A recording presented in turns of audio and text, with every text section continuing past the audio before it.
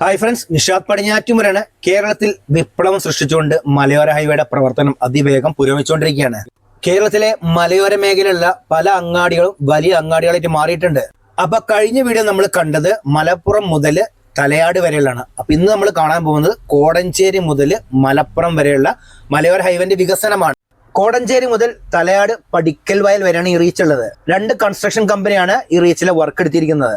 മലപ്പുറം മുതൽ തലയാട് പടിക്കൽ വയൽ വരെ PMR കൺസ്ട്രക്ഷനും അതുപോലെ തന്നെ കോടഞ്ചേരി മുതൽ മലപ്പുറം വരെ ഊരാളുങ്കലുമാണ്.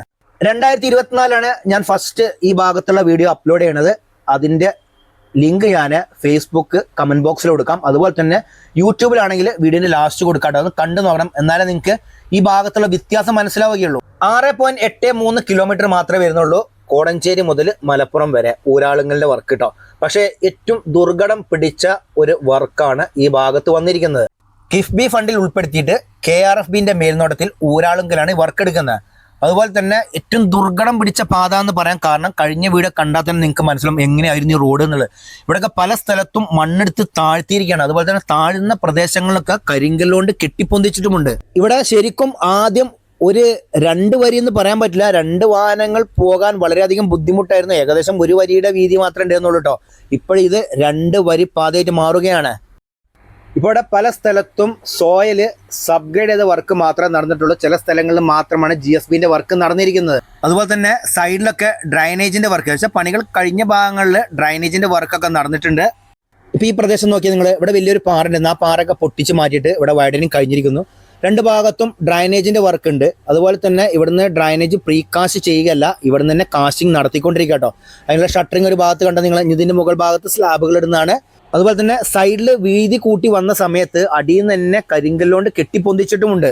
ഈ പല സ്ഥലത്തും റോഡിന്റെ പണി ഉഷാറായിട്ട് നടക്കും. പക്ഷെ അവിടെയൊക്കെ കുറച്ച് കഴിഞ്ഞാൽ മഴക്കാലം വരുമ്പോൾ വെള്ളക്കെട്ട് വരും. അപ്പോൾ ഈ വെള്ളക്കെട്ട് വരാനുള്ള ഒരു കാരണം എന്ന് വെച്ച് കഴിഞ്ഞാൽ കറക്റ്റ് ആയിട്ടുള്ളൊരു ഡ്രൈനേജ് സിസ്റ്റം ഇല്ലാത്തതുകൊണ്ട്. അതുപോലെ തന്നെ 2 ഡ്രൈനേജുകളും തമ്മിൽ കണക്ട് ചെയ്യാൻ വേണ്ടിയിട്ട് കൾവേർട്ടുകൾ റോഡിന് ക്രോസ് ആയിട്ട് നിർമ്മിച്ചിട്ടുണ്ട്.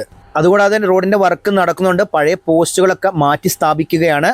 ഈ മലയോര ഹൈവേ എന്ന് പറഞ്ഞ സമയത്ത് എപ്പോഴും ഒരു വെള്ളത്തിന്റെ സാന്നിധ്യം ഈ ഭാഗത്തുണ്ടായിരിക്കും. കാരണം മഴ പെയ്താൽ പോലും അത്യാവശ്യം നല്ല രീതിയിൽ തന്നെ വെള്ളം കുത്തി ഒലിച്ചു വരും. അപ്പം അതിന് കറക്റ്റായിട്ട് വേണ്ടിയിട്ടുള്ള ഒരു ഡ്രൈനേജ് സംവിധാനം വേണം. അപ്പം അതൊക്കെ നല്ല രീതിയിൽ തന്നെ ഇവിടെ നിർമ്മിച്ചുകൊണ്ടിരിക്കുകയാണ്. കേരളത്തിലെ ദേശീയപാത 66 വികസനത്തിലും നമ്മളെ ഊരാളുങ്കലിന്റെ വർക്ക് ഉണ്ട് കേട്ടോ. കേരളത്തിലെ ആദ്യ റീച്ചായ തലപ്പാടി മുതൽ ചെങ്ങള വരെയുള്ള റീച്ച് ഊരാളുങ്കലാണ് നിർമ്മിച്ചിരിക്കുന്നത്. അതും അതിവേഗം പൂർത്തീകരിച്ചിട്ട് അവിടെ കാസർഗോഡ് ഭാഗത്ത് ഒറ്റത്തൂണിലെ 6 വരി പാതയുടെ നിർമ്മാണം കഴിഞ്ഞിട്ടുണ്ട്. അത് വലിയൊരു ചരിത്ര സംഭവം തന്നെയായിരുന്നു. അതോട് കൂടിയിട്ട് ഏറ്റവും വലിയ വർക്കുകൾ എടുക്കാനുള്ള ഒരു കോൺഫിഡൻസ് ഊരാളുങ്കൽ ഉണ്ടായിരുന്നു. കാരണം അത്രയും വൃത്തിയായിട്ടാണ് ദേശീയപാത 66 ആദ്യത്തെ റീച്ചിന്റെ വർക്ക് കഴിഞ്ഞിരിക്കുന്നത്. അപ്പോൾ നമ്മൾ ഈ ഭാഗത്തെത്തുന്ന സമയത്ത് ഇവിടെ നല്ലൊരു ഹെയർ പിൻ വളവുണ്ട്. മലയോര ഹൈവേന്റെ ഫസ്റ്റ് വീഡിയോയിൽ നമ്മൾ കണ്ട മാതിരി പടിക്കൽ വയൽ മുതൽ 28 മൈൽ വരെയുള്ള സ്ഥലത്ത് ഇതേമാതിരി ഒരു കർവ് ഉണ്ടായിരുന്നു. അവിടെയൊക്കെ പൂർണ്ണമായിട്ട് ടാറിങ് കഴിഞ്ഞിട്ട് സൈഡിലൊക്കെ ഇന്റർലോക്ക് ചെയ്തിട്ടുണ്ട്. ഇവിടെയൊക്കെ കൈവരികൾ സ്ഥാപിക്കുന്നതായിരിക്കും. അതുപോലെ തന്നെ കുറച്ച് ഭാഗത്ത് ഇനിയും വർക്ക് എടുക്കാനുണ്ട്. ഈ റോഡ് നോക്കിയാൽ നിങ്ങൾ സെൻട്രൽ കണ്ടോ, അത്ര വീതി മാത്രമേ ഈ ഭാഗത്ത് ഉണ്ടായിരുന്നുള്ളൂ കേട്ടോ. അപ്പോൾ ഇവിടെയൊക്കെ വൈഡനിങ് കംപ്ലീറ്റ് ആയിട്ടുണ്ട്. സൈഡിൽ ഡ്രൈനേജിന്റെ വർക്കുകൾ പുരോഗമിച്ചുകൊണ്ടിരിക്കുകയാണ്. എന്തായാലും മലയോര മേഖലയിൽ വമ്പൻ വിപ്ലവമാണ് നമ്മളെ മലയോര ഹൈവേ സൃഷ്ടിച്ചുകൊണ്ടിരിക്കുന്നത്. കാരണം പല സ്ഥലങ്ങളിലും ജനങ്ങൾക്ക് എത്രയും വേഗം എത്താൻ സാധിക്കുന്നതാണ്. ഈ മലയോര മേഖല എന്ന് പറഞ്ഞാൽ തന്നെ എല്ലാവർക്കും ഒരു ബുദ്ധിമുട്ടുള്ള സ്ഥലം തന്നെയാണ്. കാരണം റോഡുകൾ അങ്ങനെ ആയിരിക്കും, ഇടുങ്ങിയ റോഡുകളൊക്കെ ആയിരിക്കും. അതുകൊണ്ട് പല സ്ഥലങ്ങൾക്കും ബുദ്ധിമുട്ടിയിട്ടാണ് ജനങ്ങൾ എത്തിയിരുന്നത്. ഇപ്പോൾ അതാ റോഡൊക്കെ 2 വരിപ്പാതയായിട്ട് മാറാൻ പോവുകയാണ്.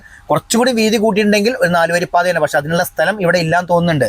തെയ്യാമ്പാറ അങ്ങാടിയൊക്കെ വളരെയധികം മാറ്റം സംഭവിച്ചു. അത് കഴിഞ്ഞിട്ട് നോക്കിയാൽ നിങ്ങൾ ഇവിടെയൊക്കെ പൂർണ്ണമായിട്ട് സോയിൽ സബ്ഗ്രേഡ് ചെയ്തുകൊണ്ടിരിക്കുകയാണ്. റോഡിന് കുറുകെയുള്ള കൾവേർട്ട് നിർമ്മിച്ചിട്ടുണ്ട്. 2 ഭാഗത്തുമുള്ള ഡ്രൈനേജ് കണക്ട് ചെയ്തിട്ടുണ്ട്. അത് ഏറ്റവും വലിയ കാര്യം തന്നെയാണ്. കാരണം ഈ ഭാഗത്തുനിന്നൊരു ചെറിയ ചെരിവുണ്ടെങ്കിൽ ഈ വെള്ളം നേരെ മറുഭാഗത്തുള്ള ഡ്രൈനേജിലേക്ക് പോകുന്നതായിരിക്കും. എന്തായാലും വർക്കുകളൊക്കെ നല്ല വേഗതയിൽ തന്നെ ഈ ഭാഗത്ത് പൂർത്തീകരിച്ചുകൊണ്ടിരിക്കുന്നത്.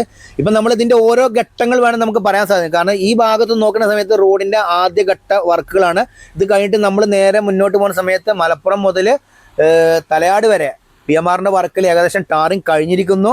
രണ്ടാമത് പിന്നെ നമ്മൾ തലയാട് മുതൽ 28 മൈൽ വരെ പോകുന്ന സമയത്ത് ഏകദേശം അവസാന ഘട്ടത്തിൽ തന്നെയാണ്. അവിടെ മിക്കവാറും ലൈൻ മാർക്കിംഗ് തുടങ്ങിയിട്ടുണ്ടാകും. ഈ ഒരു റോഡിന്റെ നിർമ്മാണത്തിൽ ഏറ്റവും കൂടുതൽ ബുദ്ധിമുട്ട് അനുഭവിക്കുന്ന സംഭവം എന്ന് വെച്ച് കഴിഞ്ഞാൽ റോഡിന് വീതി കൂട്ടുന്ന സമയത്ത് ഇതുപോലുള്ള വലിയ വലിയ പാറകൾ വരുന്ന സമയത്താണ്. അവിടെയാണ് ഇവർക്ക് സമയനഷ്ടം വരിക. കാരണം അത് ഫുള്ള് പൊട്ടിച്ച് മാറ്റിയിട്ട് വേണം വൈഡനിങ് നടത്തുന്നത്. ഇതേമാതിരി തന്നെ നമ്മുടെ ദേശീയപാത 66 നിർമ്മാണത്തിൽ മലപ്പുറം വെച്ചിൽ പല സ്ഥലങ്ങളിലും ഉണ്ടായിട്ടുണ്ട്. കഴിഞ്ഞ പ്രാവശ്യം വന്ന സമയത്തുണ്ടല്ലോ ഇവിടെയൊക്കെ ചെറിയ റോഡുകൾ മാത്രം. ഇപ്പോൾ നോക്കിയാൽ നിങ്ങൾ ഫുള്ളായിട്ട് മണ്ണെടുത്ത് താഴ്ത്തി. ഇതാണ് ആദ്യഘട്ടം. മണ്ണെടുത്ത് താഴ്ത്തിയിട്ട് രണ്ട് ഭാഗത്തും ഡ്രൈനേജ് നിർമ്മിക്കുന്നത്. ഇവിടെ പ്രീകാസ്റ്റ് ചെയ്ത കൾവേർട്ടുകളാണ് നോക്കിയാൽ നിങ്ങൾ വെച്ചിരിക്കുന്നത്. അപ്പം ഇതിൻ്റെ മുകൾ ഭാഗത്താണ് ഇനി സ്ലാബ് ഇടുക. അത് കഴിഞ്ഞിട്ട് വർക്കുകളൊക്കെ നടക്കാണ്ട്. ഇവിടെയൊക്കെ GSBൻ്റെ വർക്ക് നടന്നിരിക്കുന്നു. പല സ്ഥലത്തും നമുക്ക് ആകാശക്കാഴ്ച ഉൾപ്പെടുത്താൻ പറ്റില്ല, കാരണം അവിടെയൊക്കെ മരങ്ങളാണ്. ഈ മരങ്ങളുടെ മുകൾ ഭാഗത്തൂടെ ഡ്രോൺ ഫ്ലൈ ചെയ്യുമ്പം അടിഭാഗത്ത് റോഡ് കാണുന്നില്ല. അതുകൊണ്ട് മാത്രമാണ് ഡ്രോൺ ഫ്ലൈ ചെയ്യാണ്ടിരുന്നത് കേട്ടോ. എന്തായാലും പല ചെറിയ ഗ്രാമങ്ങൾ കൂടിയാണ് ഈ ഭാഗത്ത് റോഡ് കടന്നു പോകുന്നത്. 1-2 അങ്ങാടികൾ മാത്രമുള്ളൂ കേട്ടോ. പിന്നെ അതുപോലെ തന്നെ ഇവിടെ നോക്കിയാൽ നിങ്ങൾ ഇവിടെ ഫുള്ളായിട്ട് വൈഡനിങ് കഴിഞ്ഞത്. ഇഷ്ടംപോലെ റബ്ബർ മരങ്ങളുണ്ട് രണ്ട് ഭാഗത്തും. അതിൻ്റെ ഇടയിൽ കൂടെയൊക്കെയാണ് ഈ മലയോര ഹൈവേ കടന്നു പോകുന്നത്. ഈ ഭാഗത്തൂടെ പോകുന്ന സമയത്ത് പ്രത്യേകിച്ച് കാഴ്ചകളൊന്നുമില്ല. ചെറിയ ചോലകൾ ഇങ്ങനെ ക്രോസ് ചെയ്ത് പോകുന്നുണ്ട്. അവിടെ പാലം നിർമ്മിച്ചിട്ടുണ്ട്, അത്രമാത്രമേ ഉള്ളൂ. പക്ഷെ ഇവിടുന്ന് വിട്ട് പിന്നെ നമ്മൾ തലയാട് ഭാഗത്തുനിന്ന് പിന്നെ നമ്മൾ അങ്ങോട്ട് പോകുമ്പോഴാണ് 28 മൈൽ ഭാഗത്തേക്ക് പോകുമ്പോഴാണ് ഏറ്റവും നല്ല സീനറികൾ കാണാനുള്ളത്. ഇത് കൊട്ടാരക്കോത്ത് എന്ന് പറഞ്ഞ സ്ഥലമാണ്. അവിടെയൊക്കെ വർക്കുകൾ നടന്നുകൊണ്ടിരിക്കുകയാണ്. കുറേ തെങ്ങുകളൊക്കെ വെട്ടി മാറ്റി പോയിട്ടുണ്ട്. അന്നൊക്കെ ഞാൻ വരുന്ന സമയത്ത് തെങ്ങ് മുറിക്കുന്നുണ്ടായിരുന്നു. പിന്നെ അതുപോലെ തന്നെ മണ്ണെടുത്ത് താഴ്ത്തുന്ന വർക്ക് ചെറിയത് മാത്രം ആരംഭിച്ചിട്ടുണ്ടായിരുന്നു. കാര്യമായിട്ട് വർക്കുകളൊന്നും അന്ന് നടന്നിട്ടുണ്ടായില്ല. എന്തായാലും ഇവിടെയൊക്കെ ഇനി വർക്കുകൾ നടക്കാനുള്ളതാണ്. രണ്ട് ഭാഗത്തുമുള്ള ഡ്രൈനേജിൻ്റെ വർക്ക് പൂർത്തീകരിക്കും. പല സ്ഥലത്തും ഇവർ ആദ്യം തന്നെ ഡ്രൈനേജിൻ്റെ വർക്ക് പൂർത്തീകരിച്ചിട്ടുണ്ട് കേട്ടോ. എന്നിട്ട് അത്രയും ഉയരത്തിലാണ് മണ്ണിട്ട് പൊന്തിക്കാൻ നിൽക്കുകയാണ്. അതുപോലെ തന്നെ അതിനാണ് അനുബന്ധിച്ചുള്ള സോയിൽ സബ്ഗ്രേഡ് ചെയ്യുക, സോയിൽ കമ്പാക്ട് ചെയ്യുക, ചെമ്മണ്ണ് ഉറപ്പിക്കുകയാണ് അതിനർത്ഥം. പിന്നെ ഇവിടെ ഒരു പാലം വന്നിട്ടുണ്ട്, കൊട്ടാരക്കോത്ത് പാലമാണ്. ഇതിൻ്റെ രണ്ട് ഭാഗത്തും നടപ്പാതയൊക്കെ ഉണ്ട്. എന്തായാലും ഇത് മിക്കവാറും ചെറുതായിട്ടൊന്ന് പുതുക്കി പണിയായിരിക്കും, പെയിൻ്റൊക്കെ അടിച്ച് ഉഷാറാക്കിയും. അത് കഴിഞ്ഞിട്ട് നോക്കിയാൽ നിങ്ങൾ ചെറിയൊരു അങ്ങാടി വന്നിരിക്കുന്നു. ഇവിടെയൊക്കെ വർക്ക് നടന്നുകൊണ്ടിരിക്കട്ടെ. അപ്പം ഈ വർക്കുകൾ നടക്കുന്ന സമയത്ത് അതിൻ്റെതായ ബുദ്ധിമുട്ടുകളൊക്കെ ഈ അങ്ങാടികളിലുണ്ട്. കാരണം പൊടിശല്യം, പിന്നെ മഴയില്ലല്ലോ, മഴ ഉണ്ടെങ്കിൽ ചെളിശല്യം, അങ്ങനത്തെ കുറേ വിഷയങ്ങളൊക്കെ ഉണ്ട്. പക്ഷെ ഇതൊക്കെ കഴിഞ്ഞാൽ നല്ല അടിപൊളി കിടിലൻ റോഡായിരിക്കും ഈ ഭാഗത്തൂടെ കടന്നു പോവുക. അപ്പോൾ ഇതുപോലെയുള്ള ചെറിയ അങ്ങാടികളൊക്കെ വളരെയധികം മാറ്റം സംഭവിക്കുന്നതാണ്. അതുപോലെ തന്നെ അങ്ങാടികളുടെ ഇരുഭാഗങ്ങളിലായിട്ട് നടപ്പാതകൾക്ക് ചേർന്നിട്ട് കൈവരികളും സ്ഥാപിക്കും. എന്തായാലും 2026 ഏകദേശം നമ്മളൊരു മാർച്ച് ഏപ്രിലോട് കൂടിയിട്ട് ഈ ഭാഗത്തുള്ള ടാറിംഗ് വർക്ക് പൂർത്തിയാകാൻ തോന്നുന്നുണ്ട്. കാരണം അതുപോലെയുള്ള വേഗതയിലാണ് ഇപ്പോൾ ഈ ഭാഗത്ത് ഒരാളെങ്കിലും വർക്ക് എടുത്തുകൊണ്ടിരിക്കുന്നത്.